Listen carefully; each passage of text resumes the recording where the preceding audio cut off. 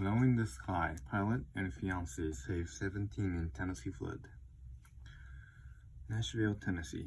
Nashville-based helicopter pilot Joe Boyers had just finished helping his fiancée earn her pilot's license on Saturday morning, and they were heading home to celebrate when he received a frantic call from a woman in Pennsylvania.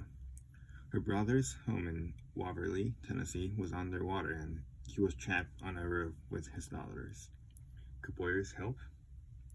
I thought, how would I feel if I told her I'm not even going to try, he said in a Thursday interview. She just so happened to call the right person because I'm the only person crazy enough to even try to do that. The weather was terrible, and Boyers had to contend with hills and high-voltage power lines on the way to Waverly, a small city about 60 miles, 96 kilometers west of Nashville. Just before reaching the town, he sat down in a field to get his bearings and realized the internet was down, making it impossible to pinpoint the house he was looking for. He flew on anyway. As soon as I popped over the ridge, it was nothing but town raging water below me, he said. There were 2 houses that were on fire. There were cars in trees. There was tons of debris. Anyway, debris could get caught. It was. I knew no one was going to be able to swim in that. A few people were out in boats rescuing the stranded, and one person was helping with a jet ski, but Boyer was alone in the sky. He started flying up and down the flooded creek, grabbing anyone he could. Boyers, who co-owns Headstart Aviation, said he ended up rescuing 70 people that day. He's proud of that, but said he's the one who should be thanking them. I literally prayed just days before that God would give me some meaning in my life, and then I ended up getting this call, he said. He has flown over disasters, including floods, before, but the cops are usually there, and my hands are tied. This time, there weren't any.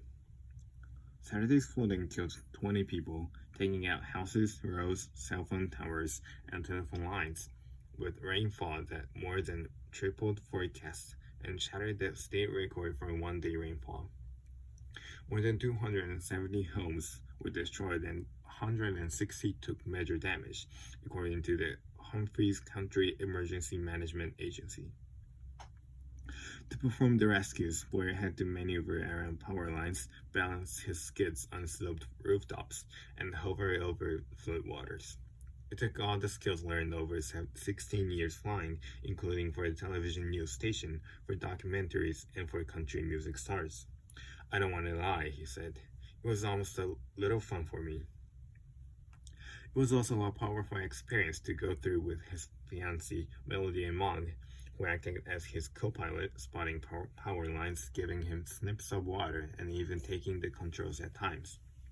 Her and I will be bonded to those people for life, he said. At one point, he spotted 4 people on the ledge of a roof of a farm supply store where he was able to set down one skid, making 3 different trips to pick them all up. One was a woman who said she had watched her husband get swept away and had become separated from her daughter, who was on the roof of a nearby gas station. Boyers touched down and rescued the daughter too. The rescues of 4 of those people were caught on video by Janie Rice Cranford, who lives on a nearby hilltop and helped shelter the victims in her home afterward. I've never seen anything like that, Rice Cranford said. Not in real life. Rice Cranford and others had been lined up along the roadside, helplessly watching and listening to the screams, for more than 2 hours when Boyers showed up. During the rescue, there was a gust of wind, and the helicopter kind of shifted, Rice Cranford said. We all just held our breath. We were just watching with our mouth open, hoping and praying that he would be able to get them. That rescue stands out in Among's mind. They got the mother first, then we got the daughter and they reunited on the ground, she said. They were both hugging each other. It was very emotional. Another point, they saw a house on the rise, surrounded by floodwaters, but not yet engulfed. Boyers touched down, picking up 2 men, and saw a girl in the window who refused to come out. He flew out, dropped off one of the men in the mug, and brought the other man back with him to hoist the girl into the helicopter. When he landed again, he was able to rescue the girl and a woman who was with her. I'm in a little hole with power lines all around. It takes enormous energy to take off vertical like that, he said. So he left the man briefly and then came back for him. I just kept doing that over and over again until I was low on fuel. All the time, he knew he really was not supposed to be doing any of this. Every landing was pretty dangerous, he said. He's already had a conversation with the Federal Aviation Administration about it. I know the FAA can take my license away if they see me flying like that, he said. He assured them that he did not charge anyone for the rescue. No one was hurt, the helicopter was not damaged, and there were no law enforcement helicopters in the area.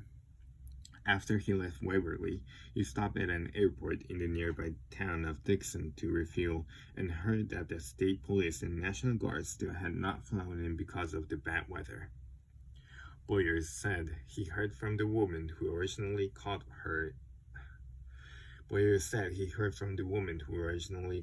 him in her desperate search for a helicopter anywhere near Waverly.